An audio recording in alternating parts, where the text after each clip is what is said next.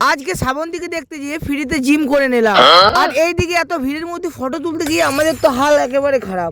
তো আজকে আমরা চলে এসেছি মেজা বই মেলাতে, যেখানে আজকে শ্রাবন্তী চ্যাটার্জি আসতে চলেছে। তারপর আমরা গেট দিয়ে ঢুকতেই দেখি সামনে একটা সরস্বতী মাতার মূর্তি, আর তার উল্টো সাইডে ছিল একটা স্টেজ যেখানে সবাই ফটো তুলছিল। সেখানে ভিড়টা একবার দেখো। আমাদের ফটো তোলার এত শখ যে ওই ভিড়ের মধ্যে আমরা চলে যাই ফটো তুলতে। আর এইদিকে দেখো বই মেলাতে কত বইয়ের দোকান বসেছে, ওই জন্য আমি চলে যাই একটা বই কিনতে। তারপর আমি একটা বই খুলে পড়তে শুরু করি। কৈকর খ দন্ত ন কখন দন্তস্ব ম দুষ্ট সময়। আরে শালা কি কঠিন কঠিন শব্দ, আমাদের এই বই পড়া হবে না, ওই জন্য দু তিনটে পাটা উল্টাই পড়তে জলদি জলদি কেটে পড়ি এখান থেকে। তারপর চলে যাই আমরা বেলুনে লাফাবার জন্য। ওইখানে গিয়ে জানতে পারে ওটা আমাদের পরে ধুমরা ছেলেদের জন্য না, ওটা বাচ্চা ছেলেদের জন্য।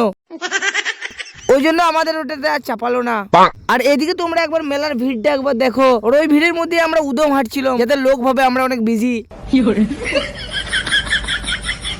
তখন আমরা দেখতে পাই ওখানে একটা জিমের দোকান। দোকানে গিয়ে বোধে আমরা জিমের জিনিসগুলো নিয়ে জামাতে শুরু করি।